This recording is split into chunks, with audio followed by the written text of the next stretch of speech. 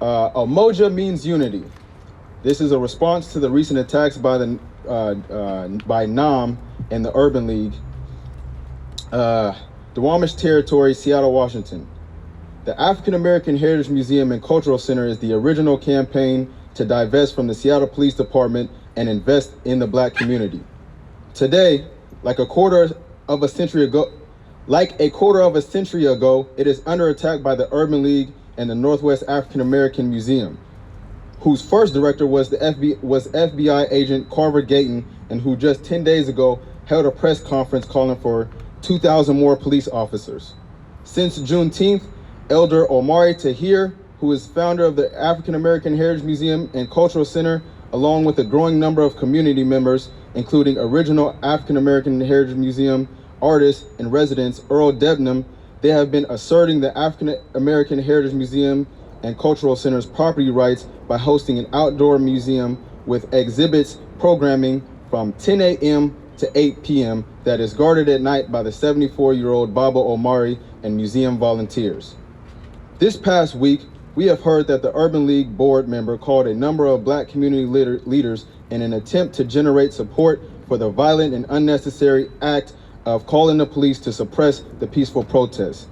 Yesterday, the Northwest African American Museum, NAAM, circulated a mass email full of false claims calling activists disrespectful and violent in a clear attempt to set the stage for our violent eviction at the hands of police or the feds who are currently in town.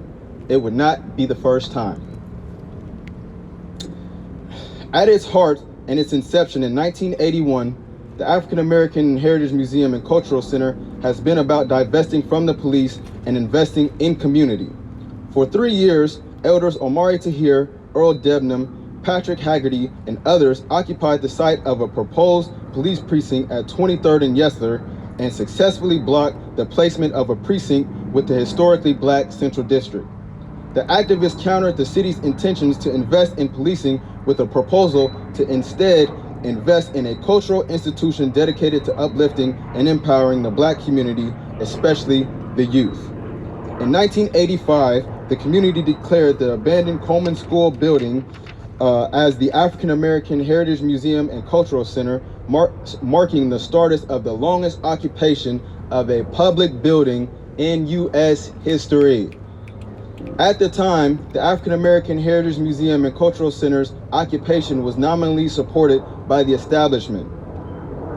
Norm Rice, the former mayor, sponsored a committee that included Omari and Earl and was committed to creating a world-class museum and cultural center at the old Coleman School.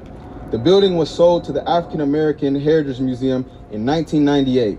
However, not long after they were evicted by Seattle Police SWAT team, the building was illegally sold 5 years later to the people with downtown money who did not fight or share the vision of the original museum's founders and who worked closely with the city and the feds in order to uphold the city's violent institutions. NAAM's recent press conference calling for 2,000 more police officers shows that relationship has not changed. The African American Heritage Museum and Cultural Center's outdoor museum is drawing attention to how the Urban League colluded with the FBI, the family of Bill Gates, and corrupt officials within the Seattle School District to steal Coleman School from the African American Heritage Museum and Cultural Center, who are the rightful owners of the property according to the signed purchase and sale agreement with the Seattle School District, a publicly received $50,000 down payment, and filings made by the African American Heritage Museum and Cultural Center to the Washington Secretary of State, all of which predate the Urban League's documents. The African American Heritage Museum and Cultural Center proves they had the resources to actualize their vision, exhibit their receipt of an approved loan for the full purchase amount stated in the agreement, in addition to the federal block grant money that was secured by the African American Heritage Museum, but ended up being co-opted by the Urban League. NAAM and the Urban League have responded to the AAHMCC's outdoor museum asserting their property rights with a range of violence, from calling police multiple times to outright slander of the predominantly young BIPOC community members supporting our elders' reoccupation of old Coleman School. We now respond point by point to their false claims. One, they have claimed that we are trespassers obstructing entry into the building for museum staff and contractors to do vital work.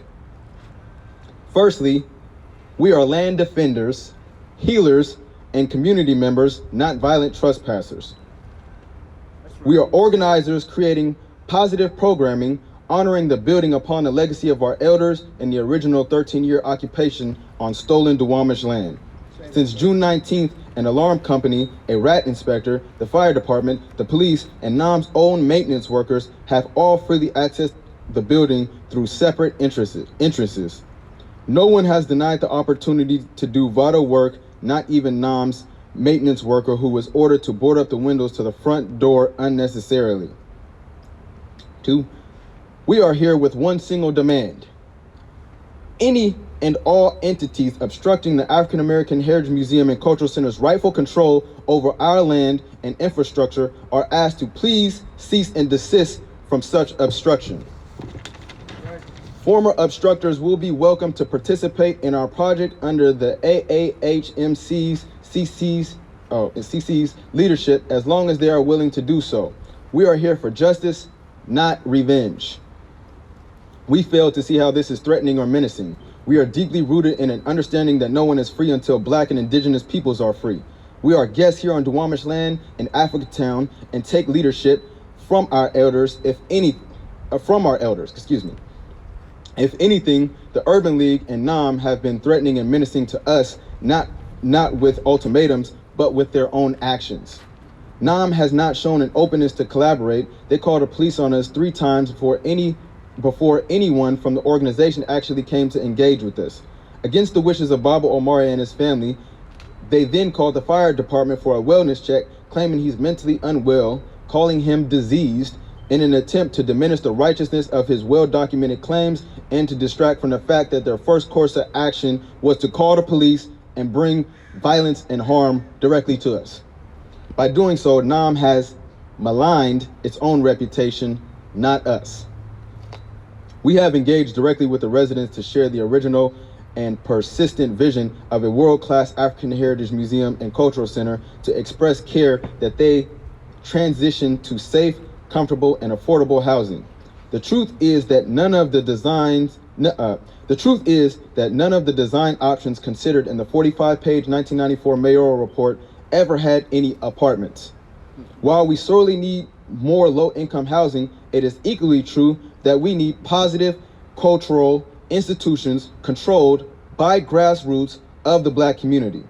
A number of the residents who we spoke to understand this and have told us that they would rather live somewhere else and see the Coleman School building fully actualized into an African American Heritage Museum and Cultural Center that it was meant to be.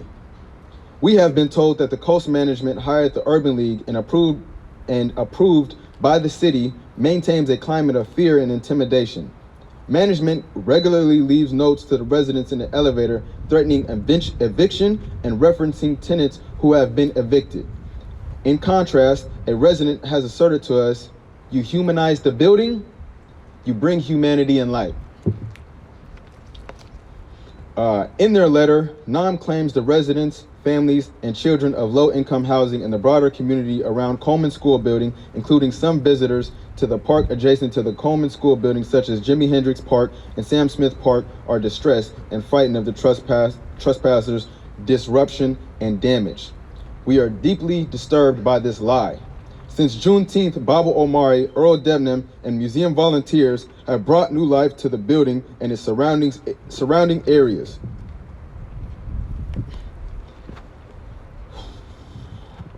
From picking up garbage every morning to providing water and food to visitors of our area and to supporting those in need.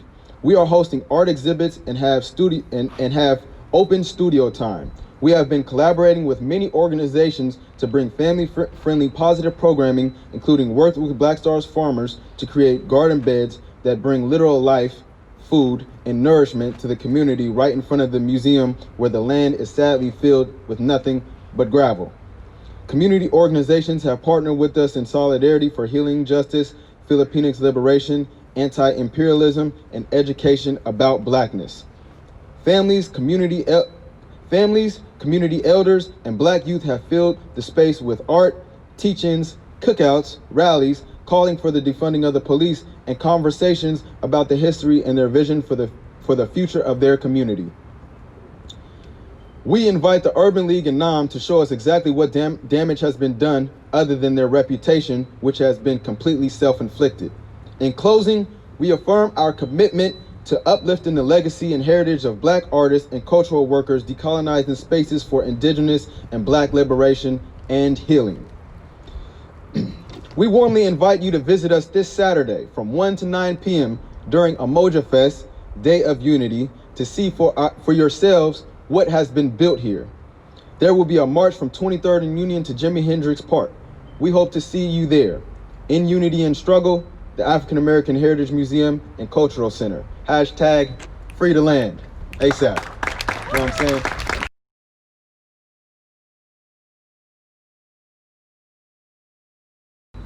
Peace to everybody. How's everybody doing this evening? Good? Good, we're good. All right. I have been involved with the African Heritage Museum probably for about going on 20-something years now, you know?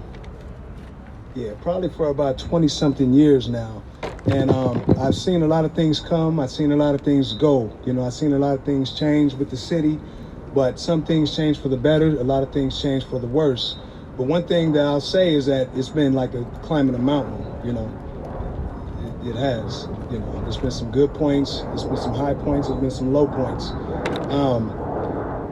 The thing that brings me here today, the thing that I want to say to y'all is that, you know, my uncle, this is my uncle Omari, my mom knows him, my dad knows him, he's an important part of our family. Don't you find it strange that we've had multiple conversations with him on about multiple subjects, about culture, about politics, etc., right? We know him almost like we know our mothers and fathers, right? Is that right? Everybody knows Baba Omari, right? Yeah. He's my uncle, okay. But then these people who are in here, does anybody know any of them? The people who run this place? Does anybody know any of their names? Does anybody? See, so that's the difference between a community facility and just a facility that's in your community. You see, they're there, you don't know them though. They don't know you, they don't care about you, they don't care about what you want. They don't care about who's dying. They don't care about if the kids are being educated. TT Minor, that used to be ours. That's not ours no more. We can't really take our kids there no more. Martin Luther King, you know, my sister went there, you know. My mom used to work there and whatnot. Meanie, that used to be ours. They got that from us, okay? So now we got Coleman. A lot of people who's like my brother's age here, they went to Coleman. They had free breakfast from the Panthers in the basement of Coleman. Have you ever been in there, family? You ever been in there? When's the last time you was in there? Long time. Okay, you know, so that's what we're talking about. We're talking about access. You know, none of us have access to this place, which is supposed to be the sentinel of culture for the Black community, where you can come and find out about how everything that's here got here. The 48 didn't always used to go down 23rd. How did that happen? That didn't always used to be Martin Luther King. How did that happen, you know? When Kwame Ture came to Seattle, how did that happen? The Black Panther Party, how'd they come to Seattle? All that should be in there.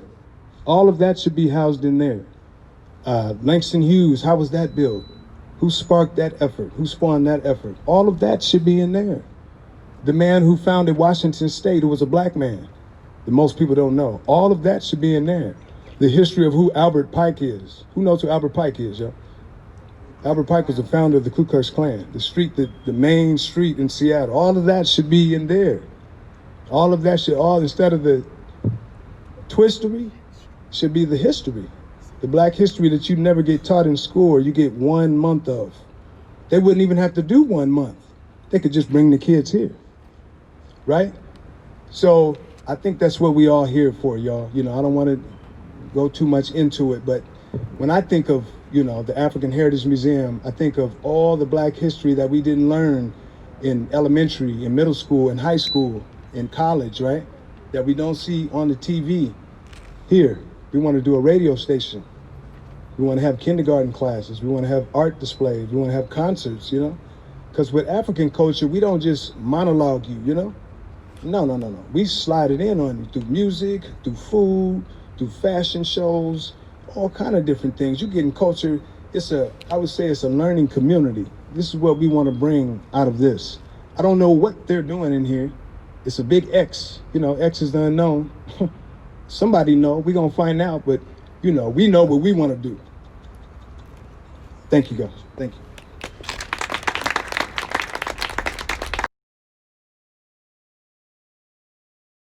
What's up, everybody? My name is DJ Martinez. I'm one of the people who's supporting Omari and staying here and helping him in his effort. And I wanted to speak as a younger person here in the movement, also as a non-Black resident of the Central District. I'm from Richmond, California, on Ohlone territory. I have indigenous roots in Mexico, Costa Rica, Portugal, Spain, North and West Africa. It's part of my lineage to care for elders and to pay respect and honor the land in which I occupy. Currently, that is Duwamish land in Africatown. And I try to make my connections to where I live and meet my neighbors. Omari is my neighbor. I met him when he was being evicted from his house and stayed with him in Black Dot. And I respect Omari. I've learned a lot from Omari, and I owe it to him to get his story out, to help with his legacy. We live in a culture where histories are erased. That's how genocide happens. There's so much history here that no one seems to remember anymore, except for the older generation who gets cast as crazy. Everyone nowadays is talking about occupations, right? After CHOP, everyone talks about the occupations that quote unquote worked, like El Centro, Wing Luke, Daybreak Star, and NAAM. But no one knows the history of the disrespect that NAAM and the violence that they have caused to the original activists and occupiers whose dream and vision they've co-opted. The Urban League and NAAM's letter never once mentioned Omari Tahir by name or any other activists. That's the history of erasure. That's what they're doing. They're continuing to disrespect the legacy of the fact that they wouldn't even have a museum here if it wasn't for them. And the fact that they haven't acknowledged that, the fact that they continue to call the police, the fact that they've called Omari diseased is a great offense. It's violence. And I'm here to do my part to care for the land.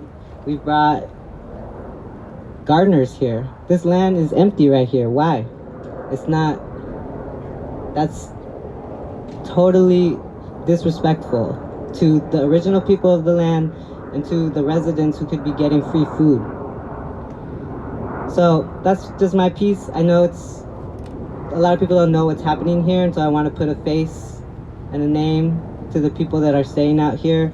We're a small crew of people with a little resource and a little privilege so that we can stay here 24/7 to make sure that nothing happens to Baba Omari in the night or during the day, from the nonprofit industrial complex, from the police, and from regular Karens who don't like what we're doing here.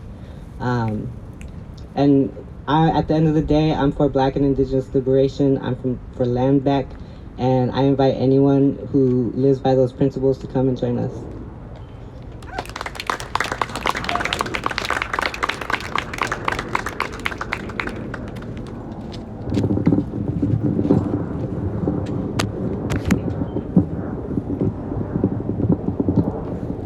Hi there, good afternoon. My name is E.T. and I'd like to address the myth that there were some white people here that were intimidating residents and that allegedly came in and trashed this building. I would like to say that that is a flat out lie, and that the few white people that are here helping down the space are accountable to our elders, Omari and Earl, and the other Black freedom fighters here that are leading this occupation. Our group has been like nothing but welcoming to the residents that live in this building and have warmly invited questions and given information to anyone in the community who's curious about what we're fighting for here. While we believe that this historical building should be used to its full potential to celebrate African American heritage and culture, we would love to work with residents here to make sure that everyone gets safely housed. And as a social worker who regularly works with low-income and unhoused community members, I just want to say that we're not here to undermine anyone's fundamental right to housing and shelter, and we welcome people to come on over and talk to us. Yeah, so thank you so much.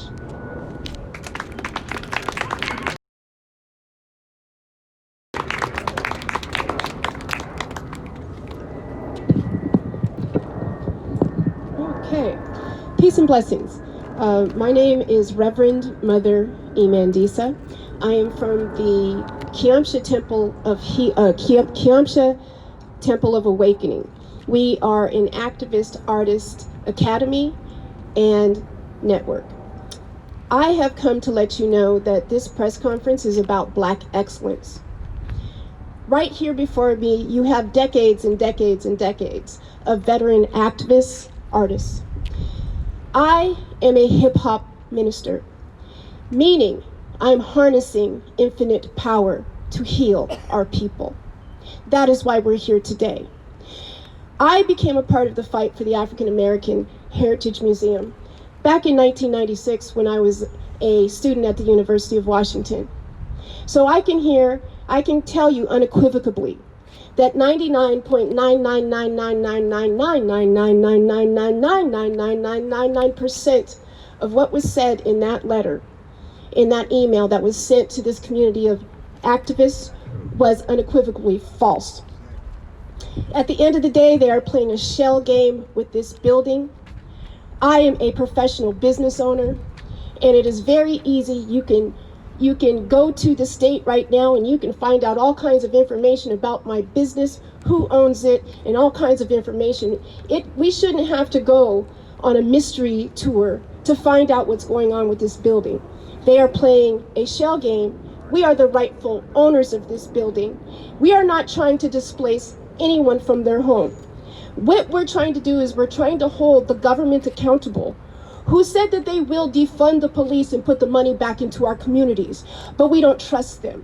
I've been an activist in this city for over 20 years. I've seen them come and go. They all lie. They all lie. I have been on countless Zoom meetings with King County, with the city of Seattle, with the film and television industry, and they are getting all of this money for equity, diversity, and inclusion, which is just another way of we're going to get more nonprofits, we're going to hire more white people, we're going to give them more $100,000 and $150,000 salaries, we're going to create more red tape at the city and county level and create more jobs for white people so they can trickle down the money to the community. Well, we're here to tell you that that is not going to happen. When we say defund the police and put that money back into Black and brown communities, we mean it. So we are coming forward with our proposal. And our first proposal is we demand that you give that building back to the rightful owners because your paperwork isn't in order. Your paperwork is not in order. So we need that building back. Because had you given us that building like you gave El Centro de la Raza their building, then we wouldn't have to have a youth prison. We wouldn't have to have our kids dying in the streets and selling drugs. There is a concerted effort to not support Black excellence. So what's really funny to me is they were bragging in the letter how this is a world-class museum and people come from all over the world. Are you kidding me? When you're only open, how many hours a day are they open? Okay? How many hours a day are they open? But this is a world-class museum. Now they told us, like everybody else. Now here's the thing. How do we get to the statistic that most businesses fail in their first 2 years? Well, that must mean that people are able to go to the bank and get a loan. And the bank already knows that they're at risk because businesses fail within their first 2 years. However, we as a Black community weren't even given the opportunity to fail. They just immediately told us, oh, well, we can't We can't support the Black Museum. It's not going to make any money. Okay. But Seattle is well known for its music industry, for its film and television industry. We are known all over this world. Most of the activists behind me are hip-hop activists that have an international following. There is so much talent in this community. People definitely would come from all over the world to participate in the Black art that was supposed to be created here. There was supposed to be a state-of-the-art radio station here, a state-of-the-art gallery here, a state-of-the-art everything that we needed to have our community meetings here, so we wouldn't have to meet with the sellout NAACP, so we wouldn't have to meet with the sellout Urban League, so that the revolutionaries and the activist artists in this city could have our rightful place. So this is our message to Mayor Durkin. Sweetheart, this is not a summer of love. This is Emancipation Summer, all right? Jay Inslee, this ain't a summer of love. This is Emancipation Summer. And just like our brothers and sisters were saying here the other day, this is liberation for the international community. So when you come at us, you come at hip-hop. And when you come at hip-hop, you come at the world. The world is watching Seattle right now. And you guys are a laughing stock of the entire world. And we're here to let the rest of the world know that that museum is ours and we're not leaving. And if you have a problem with that, you take it up with the Creator. Thank you and God bless you.